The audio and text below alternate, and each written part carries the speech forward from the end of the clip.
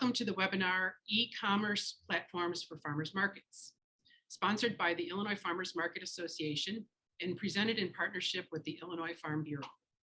My name is Deborah Kavanaugh Grant, and I'm an ILFMA board member, secretary, and chair of the Education Committee. Today, ILFMA is pleased to welcome Semick and Mandy Moore as we explore the pros, cons, and potential next steps for markets of all sizes, considering e-commerce sales. Cami is the founder and CEO of Food for All Incorporated. Cami has 23 years of business and technology experience working with large multinational corporations as well as smaller startups. After finding it difficult to source local meat to complement her family's organic garden, Cami began working in local food systems in 2015. Her goal was to make it easy for consumers to find and buy local food online, and for producers and farmers markets to easily and efficiently sell online. Food for All was launched in 2017 and has been steadily growing its network of producers, markets, and buyers. Mandy Moody is the executive director of Green City Market. Green City Market is securing the future of food by deepening support for sustainable farmers, educating our community, and expanding access to locally grown food. At the onset of the pandemic, Green City Market was the first market in Chicago to pivot to virtual marketplace in rapid response to the city's shelter-in-place orders. Now, Mandy is looking ahead to grow Green City Market's e-commerce program from a rapid response to a resilient component of the local food system. Before we begin the presentation, I would like to introduce the Executive Director of ILFMA, Janie Maxwell. Janie has been with the association for several years. She comes to ILFMA as a lifelong farmers market shopper, registered dietitian with a background in program management. Janie is passionate about local food and farmers markets and their benefit to market vendors in the community. Welcome, Janie. Thank you, and thank everybody for being here today. We're really excited that you decided to join us. Before we get started, I wanted to go ahead and just go over a couple things that are happening with the Illinois Farmers Market Association as we move into this fall. First, the Farmers Market Association, this is our mission statement. Basically, our goal is to help farmers markets go to the next level of excellence for their own individual market. The Illinois Farmers Market Association provides training, networking with other farmers market managers, and promotion of farmers markets in any way we can think of or imagine to get the word out about the benefits of shopping at farmers markets. We also work on the state, regional, and national level on policies that are beneficial to farmers markets, local food, and food producers. We're very excited to offer some training events coming in October as a result of an Illinois specialty crop grant from the Illinois Department of Agriculture. ILFMA is able to offer Farmers Market 101 series. There is one specifically for farmers market managers that is going to be conducted on Zoom during the evening on Mondays. There's one specifically for farmers market vendors, again, on a Monday evening via Zoom. And then we're fortunate to be able to do a face-to-face meeting in Rockford on October 13th. That is for both farmers market managers and farmers market vendors. Registration for all of those events is open, and you can register at ilfma.org. In addition to the in-person event in Rockford, if you happen to live in the area or would just like to come and join us, we are hosting a networking event after the training event as a fundraiser for the Illinois Farmers Market Association, as just a time to get to know each other, enjoy a local brewery, and a network of people that are interested in local foods and farms. So that's also available at ilfma.org. We're also very pleased that in partnership and through sponsorship of the Illinois Farm Bureau, that the Illinois Farmers Market Association is offering a Farmers Market Master Series. These workshops are going to explore maybe not basic operation for farmers markets, but the kinds of information that we're hearing from farmers market vendors and market managers that they feel that they need to get their market to the next level. We are planning to begin in October. There's already a link available on our website for an update on the Home to Market Act, the cottage food law changes that go into effect in January, as well as we'll be doing one on conflict management. The details are yet to be worked out on that, but that will also be coming in November. We're very pleased also to be offering our certification program, the Illinois Farmers Markets Market Manager Certification Program. There are going to be 2 9-week sessions available. One will begin in November, the next will begin in February. So it's a great opportunity to meet again a network of farmers market managers and to learn some of the best practices and to come away with very practical, operational plans and opportunities for your market to move to that next level. The other thing that I've been hearing from farmers market managers across the state as we've been visiting farmers markets is that there's an interest in regional networks of farmers market managers. I think Mandy may touch briefly on the Chicago network here that's already up and operational. But if you might be interested in becoming a part of more of a regional network of farmers market managers to talk about things that are similar to the way that you operate your manage your market, just email me and we're going to see if we can get those off the ground in the coming months. The other is just a reminder that does your market already accept link? And if not, this is the time to get ready to accept link in the 2022 season. The Healthy Food Incentive Fund that we all worked for a long time is now available. The funding is available and there is more funds for link match than there ever has been. So this is a tremendous opportunity for your community, for your vendors, to experience this opportunity to offer link and link match at your farmer's market. We just recently did a webinar on this, and if you go to ilfma.org, within the previously recorded webinars, you can find the information on link and snap, or you can email me directly. I'd be glad to help you answer any of those questions.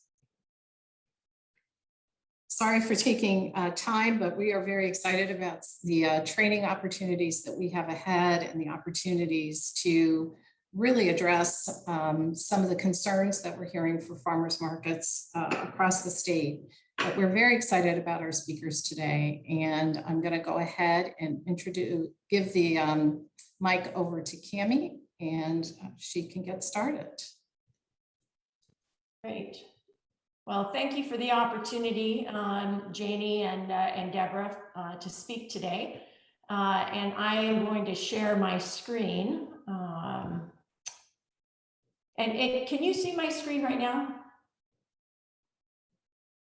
Mm-hmm. Not yet. Okay. All righty.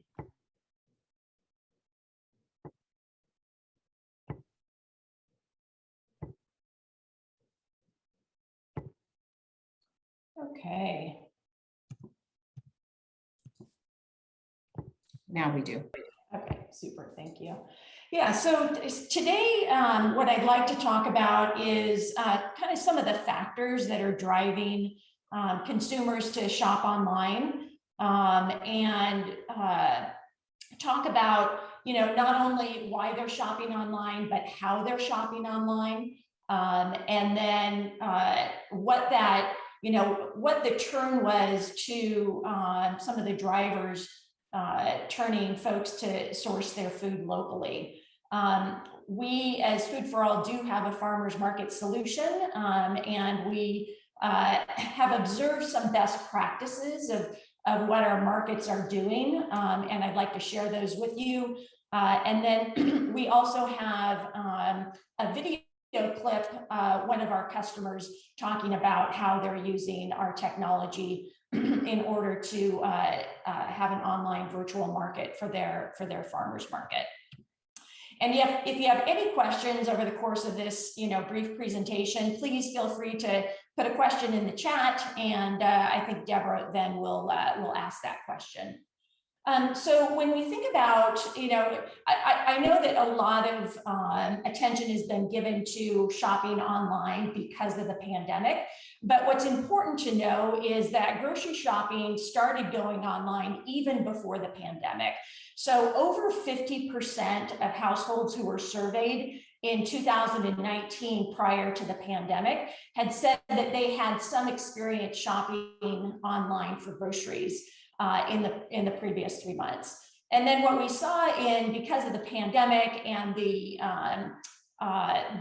desire to, the lockdowns that were happening and folks who were kind of sheltering in place, we saw a huge spike in online grocery shopping. And so there has been a little bit of a pullback in grocery shopping online, but even as most recently as June of 2021, over 70% of participants who were surveyed said that they had purchased groceries online in the previous 3 months and that they continue to have intentions of shopping online for their groceries. And the number one reason why folks are shopping online for groceries, and this has been consistent pre-pandemic and now where we are today, is because of convenience. People are finding it extremely convenient to be able to go online, select their groceries, and then have them delivered or to actually go and pick up. And we'll talk about some of the trends in regards to pickup versus delivery. But who's shopping online? So interestingly, when we ask that question of who's shopping online, it really is being driven by millennials, and millennials are in the 25 to 45-year-old age range. But we also see that, both Gen X and Gen Z, so that decade after millennials and the decade before millennials, are also getting into the spirit of purchasing groceries online. When we think about the pandemic, we think, that it was baby boomers and seniors who were primarily doing the online grocery shopping. But what the data shows us is, actually it's spread. It's really spread across the generations from 20-year-olds all the way through 60-year-olds. And what's interesting to me is delivery is getting a lot of attention today when we think about, whether we're, shopping for groceries or we're, ordering something at a restaurant. But what we're actually seeing is that pickup is gaining share over delivery from a fulfillment standpoint. So shipping and delivery are actually shrinking from a market size as it pertains to online grocery shopping, whereas the option of going online, making your purchase, and then doing a curbside pickup is becoming the predominant way for fulfillment to happen for online grocery shopping. So we think, we see this trend going for folks shopping online for groceries. And then the pandemic happened, and there's a huge spike in the demand for local food. And so prior to the pandemic, the different experts were sizing the local food market as growing at about 8% a year. But what we saw with the pandemic is that those direct market farmers who are selling direct to consumers and direct to wholesale buyers, what they saw is that their sales surged by up to 50% in 2020 over the previous year's sales. On Google, local food was one of the #1 search topics. And so consumers were going online in order to figure out where they could purchase food locally. And we as a platform saw our the number of orders in 2020 increase by over 3,000%. So folks were going online looking for local food, and then they were actually conducting transactions. One of the shifts that we saw that we thought was interesting was shifting away from folks purchasing CSAs towards weekly grocery shopping. And what we saw is that the consumers were purchasing an entire basket of goods. They were filling their shopping carts on a weekly basis and then coming back, week over week to complete their online grocery shopping. We did see in 2020, producers, I think, were, the demand was so high, the supply was limited, and, our producers were selling out within minutes of opening their online stores. Now, we have seen a little bit of pullback there, and that there's not such a panic in the market as there was last year, but our producers who are selling online are still consistently receiving online orders, and for the most part, selling what they have to offer. The other interesting thing, as we were going through the pandemic, Food for All was also involved in a USDA pilot project to discuss, to really explore better connecting direct market farmers with local wholesale channels. And so we were interviewing grocery stores and distributors. And what we saw there, and this is somewhat pushed by the pandemic, but grocery stores and distributors were also interested in increasing their purchases from local producers. They had, we all saw shocks in the food supply chain, and those grocery stores and distributors are showing more interest in diversifying their sources and turning more to looking to source food locally and regionally. So when we think about, okay, so we've got this, we saw a huge demand in online grocery shopping. We see this demand in an increase in local food, but who really is buying local food? And that really, it's being fueled primarily by what we call Generation Z. So Gen Z are they're the 20 to 25-year-olds right now, but even, not only Gen Z, but millennials and Gen X, when surveyed, said that even though they purchased more local products during the pandemic, that they have an intention to continue to purchase local products after the pandemic. So we see this convergence of two trends. We've got, folks going online to buy groceries, and then we have them going online to buy local. And this is really what opens up, the opportunity to you as farmer market managers, is the ability to really compete for that online consumer grocery dollar. So consumers are going to spend their money online buying groceries. And so here is an opportunity to take, that grocery dollar that is going to be spent online, and instead of having the consumer spend it at, say, their local Walmart or Target or, whatever big box grocery brand it is, having an online presence will enable you to compete for that dollar. It also enables you to lock in your customer base. So you likely have a very strong customer base of in-person sales at farmers markets, but the more convenience that there is in grocery shopping online in general, and the more convenient you can make it for your customers to purchase from you online, gives you that opportunity to to lock in your existing customer base.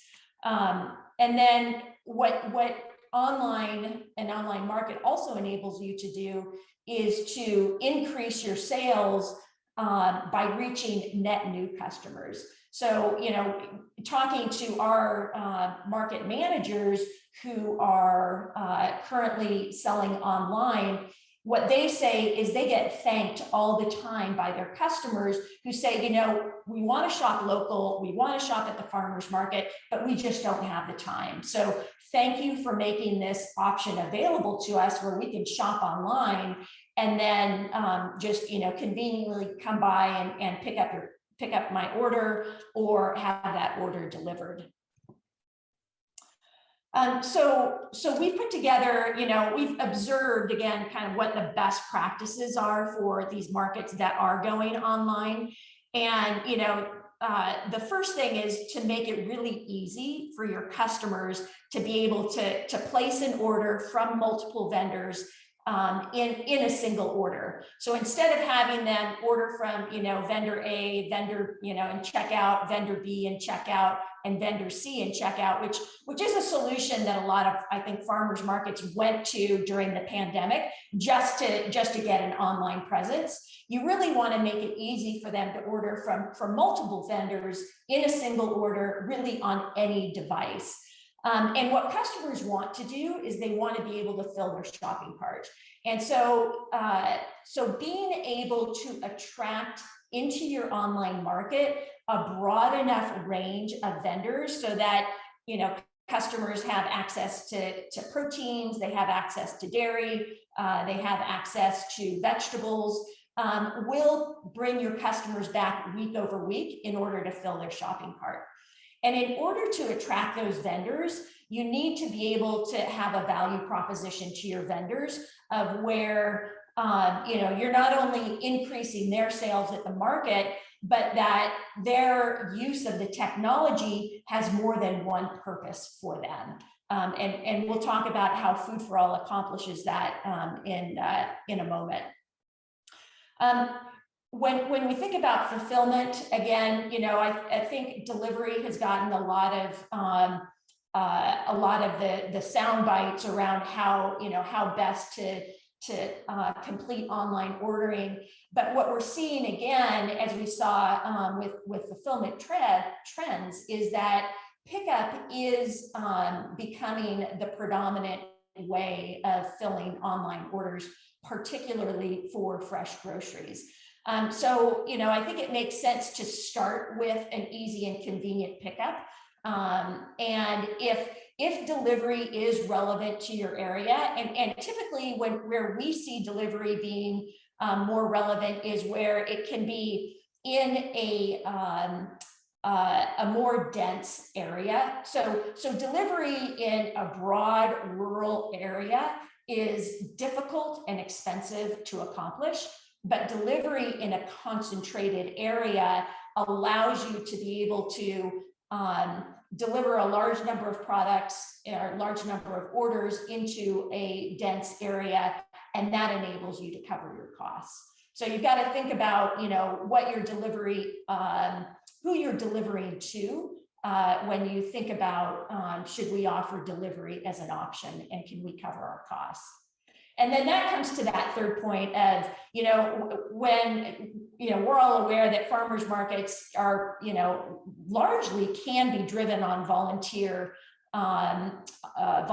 labor. But I think what you want to consider if you do set up an online market is that you want to set up a market that enables you to cover your costs. So you want to be able to set up a sustainable business model to not only fund your, whatever you're doing to make it pick up convenient or to cover the cost of delivery, but that additional cost that you have of consolidating orders, if that's something that you're doing at your market, and then maybe any additional marketing and administration costs that you may have in order to promote your online marketplace. So thinking about how you can set up a sustainable business model when you do launch an online market is an important consideration. So we, as Deborah mentioned, I started Food for All in 2015, and we launched our first product, which enabled vendors or producers to sell direct to consumers in 2017. When the pandemic came along, we saw the need for farmers markets to rapidly get online, but also to make it really convenient for buyers to place an order, a single order that really spanned a variety of vendors. And so we launched in June of this year what we're calling our hub solution. So the hub solution enables producers to create a Food for All account and then to connect into a marketplace account where their products are available to be purchased. And so using a single account, a vendor can sell through multiple markets, and they can also sell through their own social media or their own website, and they can manage their products, their prices, and their inventory. And so we've created a solution that really has a dual purpose and a dual benefit for vendors that enables them to sell conveniently and easily through their local farmers market, but also manage their products and prices so that they can sell through multiple channels. And we've made this solution free. So it's free for the market managers to easily set up and create these online markets. It's free for the vendors to use. Vendors can use it to sell through their marketplace, and then, as I said, sell through any other channel that they have. Our business model is the buyer is paying a small, what we call a community supported software fee for each purchase, and that funds the market's use of the technology, and it funds the vendor's use of the technology. So marketplace managers can really easily find vendors in their area and then invite them to be a part of the marketplace, and that's all done online through our notification system. So as I mentioned, creating a business model where you are able to fund your operations. So we have enabled that marketplace manager to really determine what the business rules are for the vendor to be a part of that marketplace. So that marketplace manager has the ability to charge an extra percentage of the transaction that can fund the market's operations. And when an order comes in through the marketplace, that order is split according to those business rules. So if the marketplace is taking a small percentage of the transaction, we deposit that in the marketplace bank account, and then the proceeds are split amongst the vendors according to whatever that purchase was, and then deposited directly into the vendor's accounts. So there's no accounting or any disbursement that needs to happen on the marketplace side. It all happens automatically. The funds are automatically processed and they flow into the accounts that are set up by the vendors, by the market's business rules. And then that marketplace manager and the vendors have access to all of the ordering in real time and a variety of accounting and payment reports. And then we also made it really easy to incorporate third-party delivery or offer a market offering their own delivery services and charging fees for them. We have the ability to mark a payment as payable by SNAP or EBT on site. And we currently have an application in with USDA in order to actually process those SNAP and EBT payments on site. Online. And so there would be no need to process those payments in person. And then, as most of these modern mobile technologies, our technology from ordering to market management to vendor management all work on any device. So we have a brief testimonial or a customer story. So Lori Dolan is an organic farmer in Marshfield, Massachusetts. She is also the market manager for Marshfield Farmers Market. I met with her last week and recorded a brief conversation about how she's using Food for All and what her vendors think of it, as well as her customers. So I'll play that now.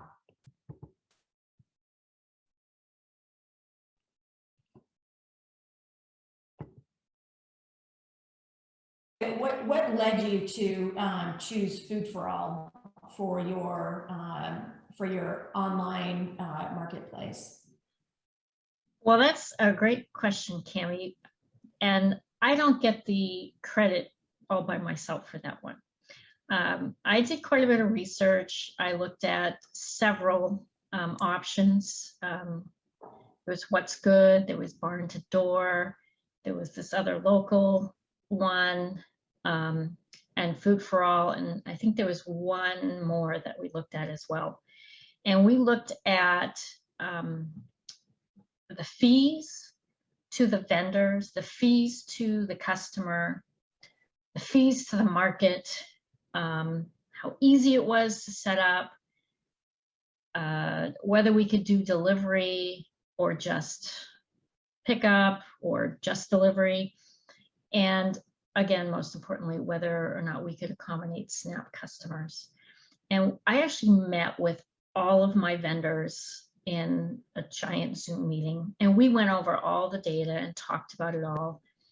And the vendors all chose Food for All, which was exactly what I was hoping as a market manager, because I found that one to be the most accommodating or flexible for what we were trying to do. And it highlights the vendor as opposed to the product. So, you know, you wouldn't go in and you'd see 12 different farms' eggs all put together, and, you know, customers just go, oh, well, which is the cheapest eggs? Or instead they see, you know, Crettenon's farm stand, and here are all the products Crettenon's farm stand has, and they could shop through them. Now, in the beginning, it wasn't through the marketplace, which is a little newer. It was just the Food for All app, and we had to connect all of that stuff together ourselves. But we knew that the other combined integrated product was coming, and our vendors liked that they could set up, pick up at their own station at the market once we were going to have a market again, or other markets, or at their farm. So they could use it as a way to run their whole business for the smaller businesses, as well as for the farmers market, virtual market. So it just kind of made sense for us. Yeah, and I think that our internet connection just slowed you down there just for a moment when you were talking about how the vendors are using Food for All. But what it sounded like you were saying is that they're able to accept orders for pickup at their farm or at other locations, including the farmers market. And so it's providing this broader access for customers to place an order and then select their pickup location. Right. In fact, we had, probably 4 or 5 vendors that had 5 or more other farmers markets listed as pickup locations for their products through Food for All. So that, you know, it kind of helped the customer with no matter where they lived to find the farmer that they wanted. Yeah, so the farmer is able to sell through multiple markets, and the customer is able to find the market that's the best market for them to pick up their goods at. Yeah. And now with the marketplace, which we love and our customers love, we get so much positive feedback. It's even easier. It saves me so much time. I'm just thrilled. I was starting to get kind of burnt out, and with the marketplace now, the vendors are happier, the customers are much happier, and me.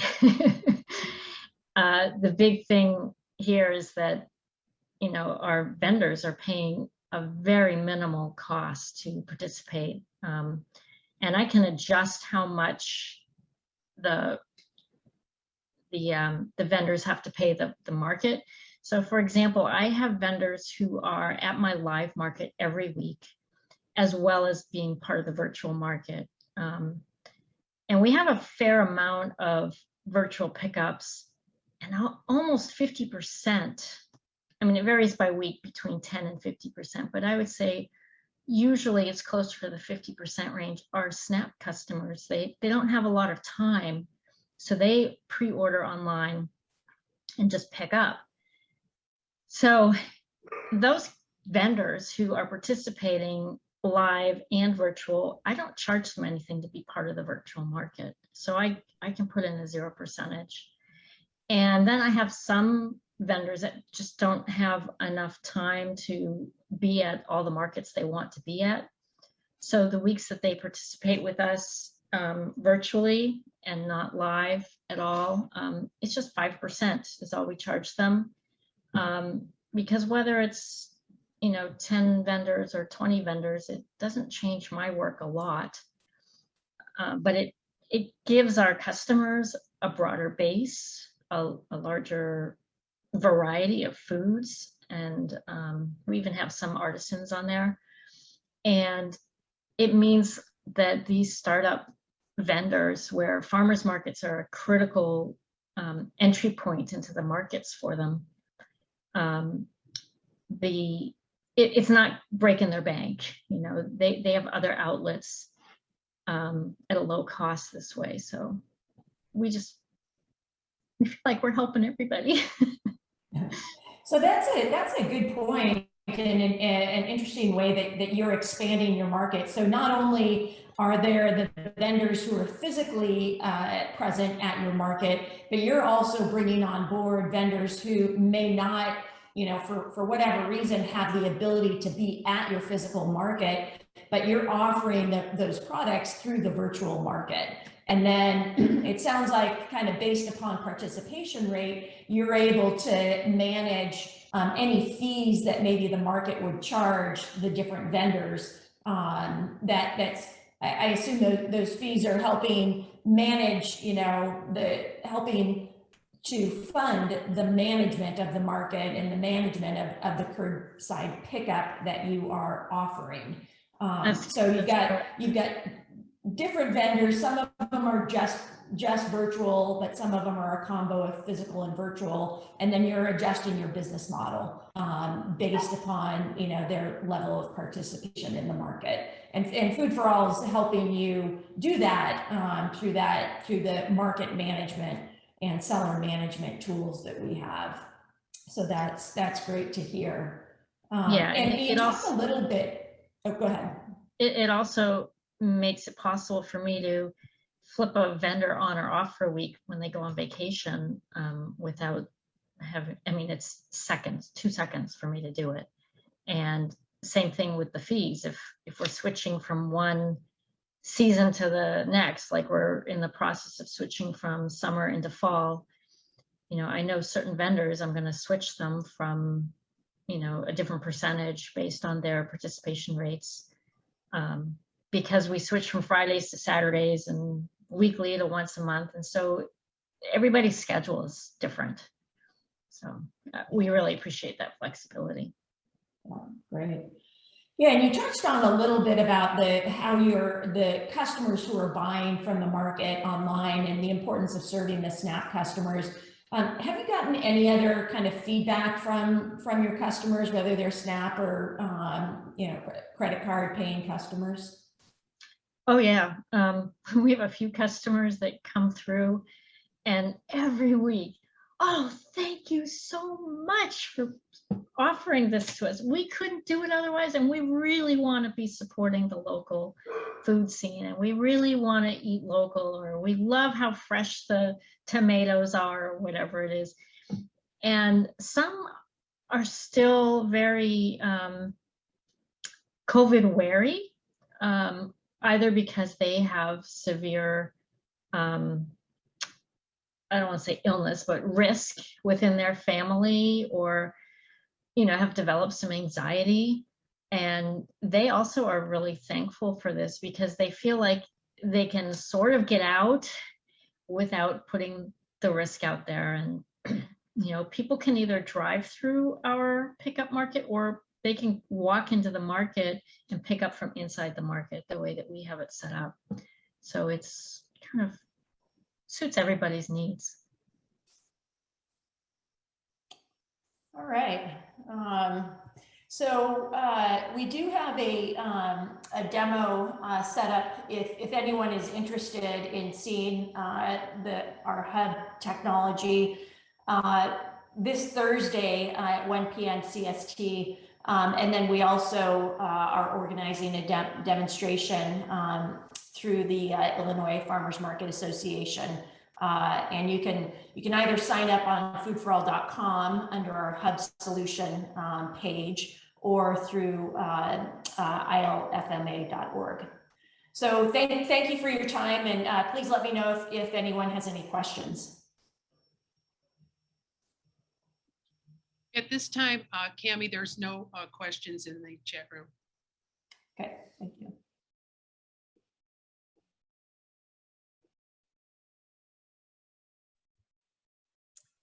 I think I'm up next, so I'll go ahead and get started. Let me share my screen as well. 1 second.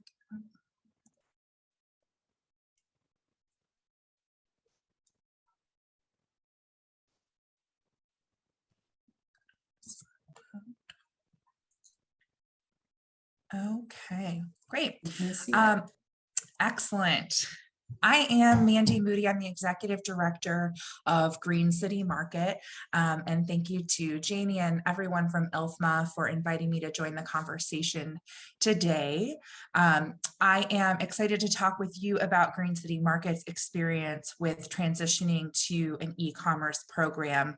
By way of just a little bit of background, Green City Market has been established for 22 seasons, and we have 2 physical marketplaces, one that operates twice a week through the spring, fall months, and then one that operates once a week.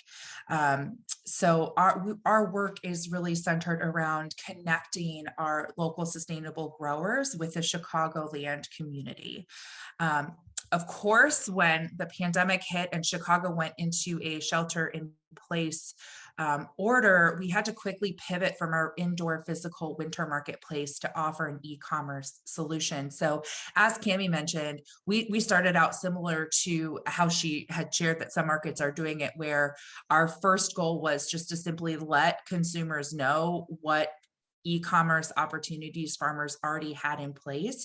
But what we noticed that was really missing was that aggregated opportunity for shoppers, to shop from one location, just like they would at the farmers market, and be able to frequent all of their favorite vendors and have one delivery order that was coming to their home. That was really highlighted for us when we spoke with one customer who said, oh, I got to see the folks from Finn's Ranch and McClug and Nichols, and, all the same day they were stopping by my house. And we thought, well, that's great, but it's not super efficient for anyone involved. So we then explored our options for e-commerce and ultimately chose to work with What's Good. One thing that I want to share with the farmers market managers out there is that you really need to think about your goals for the e-commerce program. It's so much more than just an online solution or an app-based solution.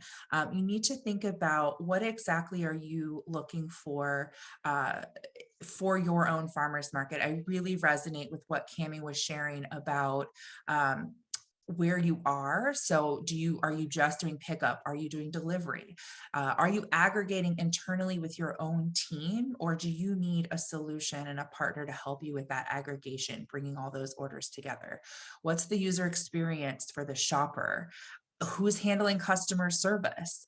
There are a lot of different pieces that go into choosing the right partner for your farmers market. And so I definitely encourage everyone listening to shop around, to do a lot of demos, and to think about what kind of goals you are looking for. I really appreciated, Cammie, your customer story, and kicking it over to the vendors to also weigh in and see what works best for them.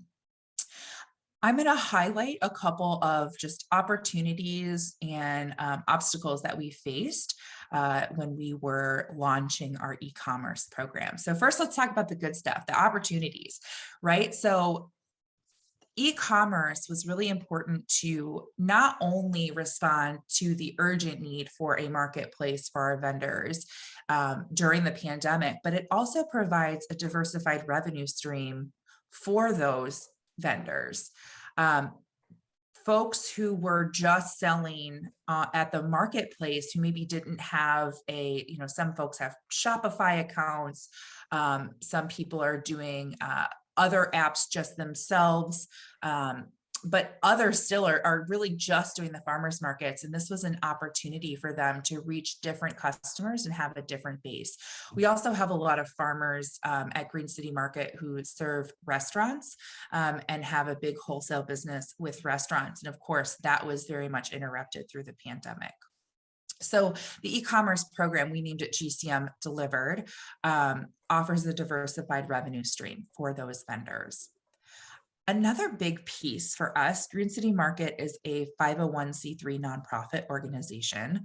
And as many of you know, farmers markets, there are costs to running them, right? We have, Green City has some staff, we have permit fees and restroom rentals and all these different things. And so for us, we rely on a mix of vendor fees.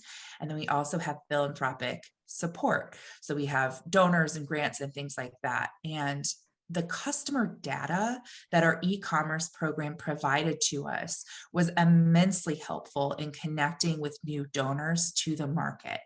Because as you all probably experience, collecting consumer data at the farmers market can be really challenging. There's not a great entry point for folks to be willing to part with their email address. But if they're ordering online and they have to share their address and their email information to confirm that order, that's a great way to acquire new customer data, and not just for the market, but for the farmers as well. So that's another big win for an e-commerce program.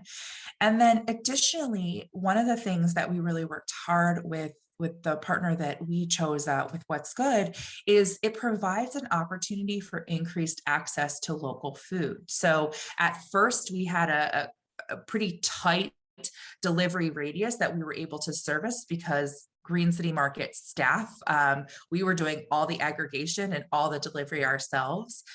So we could only go so far in a given day. But as we built that partnership with What's Good and they began to take on some of that aggregation and delivery, we were able to expand much more broadly throughout the city. And so areas in the city that might not have their own farmers market were able to order from our vendors and get that food delivered right to their doors. So that was a great opportunity for us to increase and identify new customers who are now frequenting our vendors on a regular basis.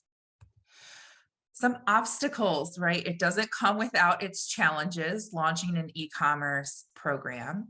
So I will share that at Green City Market, we had actually attempted to launch an e-commerce program several years prior to the pandemic, and it was really difficult to get our vendors on board.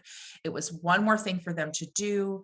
Farmers market sales were a great opportunity for them to connect directly with a consumer, to talk about their growing practices and what they had in season that week.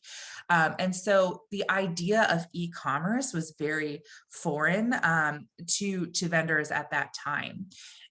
Program adoption continued to be an obstacle, I think, through the pandemic because folks had to figure out this whole new way of doing business. So that is a challenge that I think that farmers market managers need to think about within their own community. Can you get some early adopters on board to have a great experience and help share that peer-to-peer success to bring in additional vendors into the fold? Staffing is a big challenge with an e-commerce program, both for a market and for the vendors themselves. So be thinking about how are you going to run this program in a way that is sustainable, both in terms of financially sustainable, but also for one's energy, right? And ability to do all the different things that we have going on, especially now that many of us are operating these e-commerce programs right alongside our physical farmers markets. And so for us, what we noticed was that's where we really had to partner with What's Good when our physical farmers markets came back, it was important to us that we had a partner to assist with the aggregation of orders and the delivery of orders. It wasn't something our small staff could handle while also running our farmers markets throughout the season. But be thinking about your vendors as well. They have to pack orders prior to bringing them to market, right? They have to identify, Mandy Moody ordered the carrots and the potatoes and the onions, and Janie ordered the strawberries and the blueberries. They have to separate those things out in a much different way than when they're packing their truck to come to the market. So there is an additional time spent on the vendor side as well.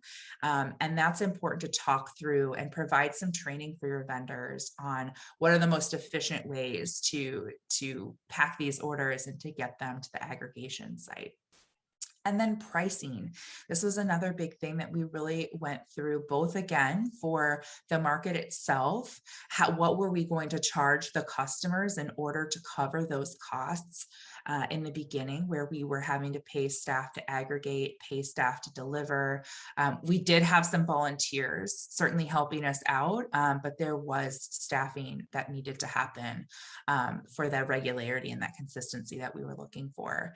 And then farmers also had to think about their pricing because not only were they, right, they were having to pay a small percentage to participate in the e-commerce program, but there are real costs associated with packaging for an e-commerce program, again, that are different than the pricing models that they may have for the farmers market. So it was a learning experience, both for the market and for the vendors, to figure out how does this all need to be priced and staffed so that we can maintain the program and it can be something that's net positive to our operations. So where do we go from here? We adopted the e-commerce program in the winter of 2020. We ran it exclusively an e-commerce season because Chicago was still under a shelter-in-place order for much of the season. Then we were lucky to bring back our markets, and we continue to operate the e-commerce program hybrid with our physical markets. As Cammie shared, there was a lot of really great data on e-commerce is not going away. It's something that we as farmers market managers need to be thinking about. How do we get on that trend and ahead of that trend, and how do we help our vendors do the same? And so that's what we're continuing to do now. We're running both our physical farmers markets and our e-commerce programs. And for us, one of the things that are next is putting some metrics in place to really evaluate the success of our e-commerce program, so we can keep our eye on, are we growing in the ways that we want to be growing? And so this is sort of a placeholder. It's actually a dashboard that I present to our board of directors. It's new for us. So there was no data for me to put in here right now because the dashboard itself, we have the data, but it's not been updated into our dashboard yet. But this is a set of metrics that we're looking at measuring on a regular basis to show the impact of our GCM delivered program. So underneath some of these things, right, like number of shoppers, how many people are we meeting? We'll also dig even deeper into, how many of those folks are shoppers only, how many of them are shoppers and donors, how many of them are shoppers, donors, and volunteers, or any mix of the above. And so underneath of these numbers, we definitely dig deeper to figure out what are the ways that e-commerce is positively impacting Green City Market's overall mission to deepen support for sustainable growers and increase access to local food.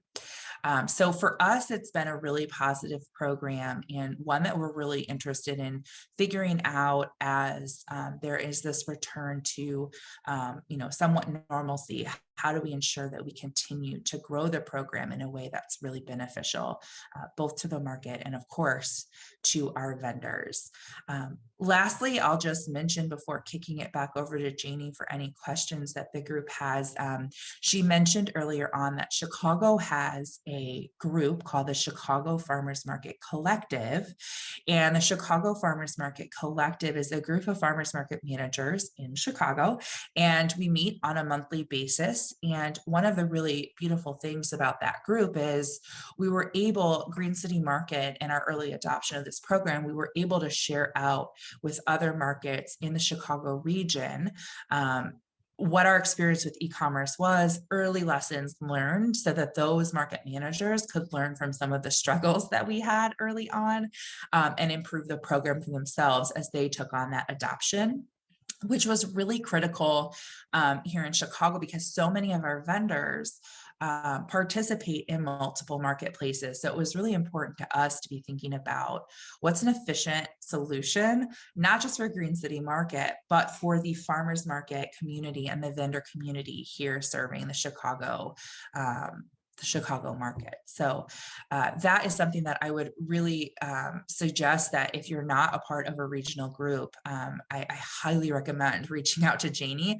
to get that going in your area, because it has proved, not just with e-commerce, there's many different things that we talk about in the Chicago Farmers Market Collective, where we're learning from one another, right? We all have our unique communities in our own marketplaces, but we certainly share experiences that are helpful to tackle with more than just, one or two folks running our own local markets. So would highly encourage getting in touch with Janie on a regional group of market managers. So that's what I have for you today. I'm happy to connect and share more. My email address is listed here on my LinkedIn as well. And then happy, Deborah, if there are any questions in the chat, to answer questions here today as well. Okay, great. You have a question from Angela. Can you speak to the concern that delivery will take away from the community making that the market creates, or a decrease in on-site prepared food vendor sales?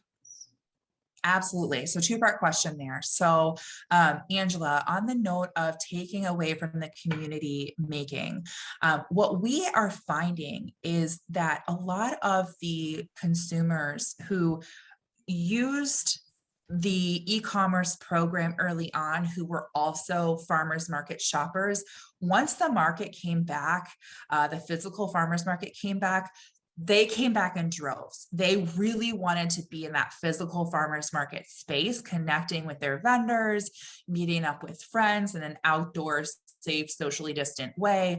And so we didn't see that it was taking away from that on-site market community. In fact, we actually saw that our this season's numbers and shopper counts are very consistent with pre-pandemic figures, which we weren't sure really what to expect. What we notice is, sort of as Cami said, the e-commerce program is reaching a whole new subset of consumers who want to shop local, but aren't choosing to because the value of convenience is overtaking that value of local for that subset of consumers. And so what I find is it's actually building up the community for us, because we still have a very, very strong physical farmers market presence.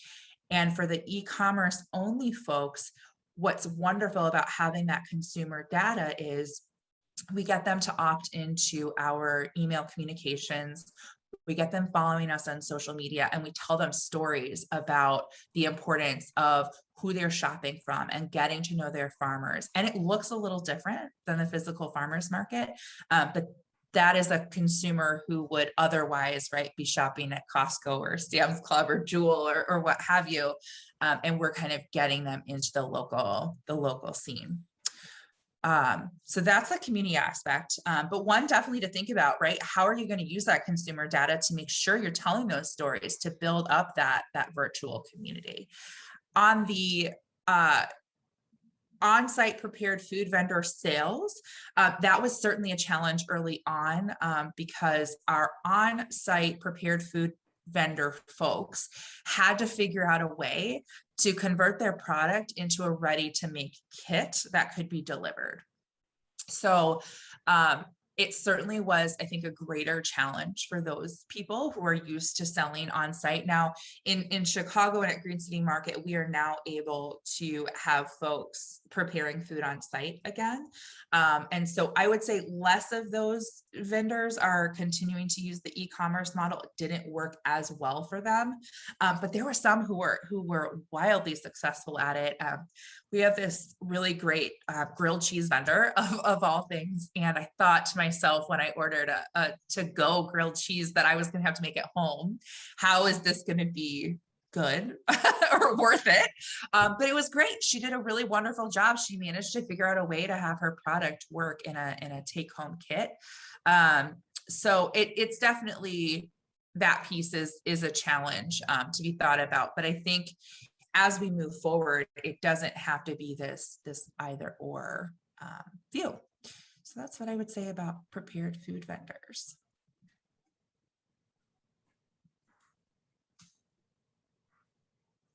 And there are no, are there any other questions at this time? Oh, she just said thank you.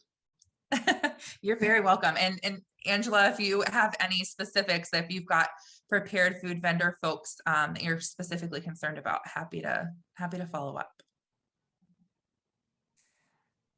Well, thank you both. I mean, this is just really valuable information. I think one of the things that there's a default setting that said, well, I've heard it from vendors, I've heard it from farmers market managers, is that online sales were just because of the pandemic.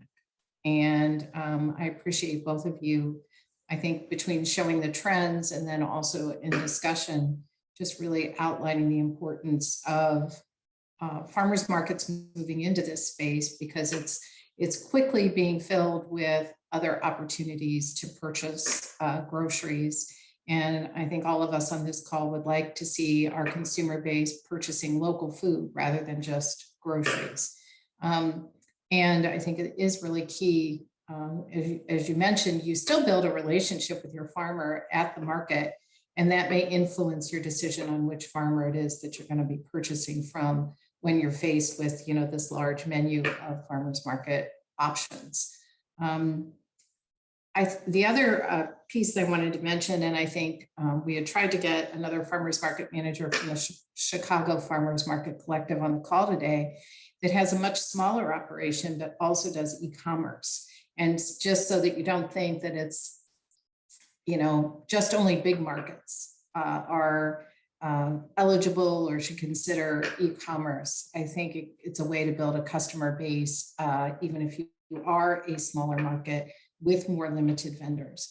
But as Mandy said, if we could create some regional networks of market managers, we might find there's some overlap of vendors, and it would make it much easier for collectively to work toward e-commerce platforms than doing it all independently. So. One thing I'll add to that, Janie, on the smaller scale front, is that when we first got started, we were able, and we did choose to cap the number of orders at the very beginning. So we started off with only servicing 50 orders a week, and we grew to I think at one point we were at like 250 orders multiple times a week. But we did that slowly so that we made sure that we could actually do it in a way that put Green City Market's best foot forward and the vendor's product. That was a critical piece as well, giving vendors the trust that we were going to care for their product at the same level of care and concern that they take care of their product.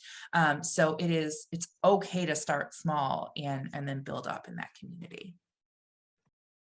That's great input. Any other questions? Yeah, there are no questions in the chat.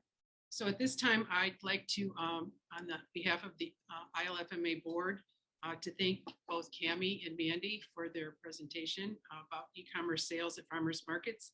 And I'd also like to thank everybody that attended today.